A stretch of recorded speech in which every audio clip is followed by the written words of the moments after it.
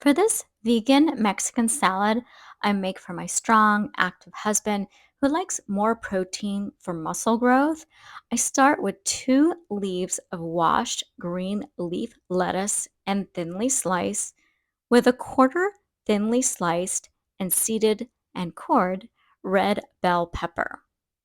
1/2 of a diced red bell pepper is added to 2 cans of washed black beans and a can of corn and a handful of fresh chopped cilantro, 1 chopped tomato, a cup of thinly sliced or chopped green cabbage, 1/2 of a peeled carrot, tossing to combine.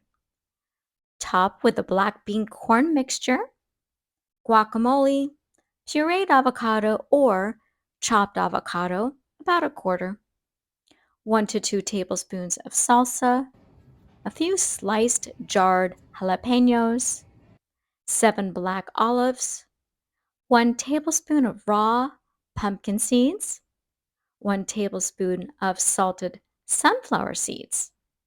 Add seasonings, dried oregano, a 1/2 teaspoon of dill, about a 1/2 teaspoon of cumin, and a sprinkle of garlic powder.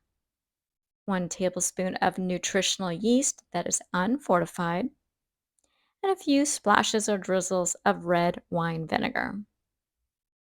He likes to serve this with toasted sourdough bread. The salad without the bread is 461 calories, 21 grams of protein, 39 grams of net carbohydrates, 24 grams of fiber, 18 grams of fat, most of which are coming from the avocado, seeds, and olives.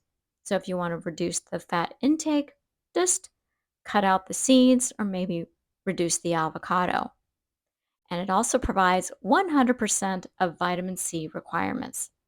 The exact recipe is in the description below.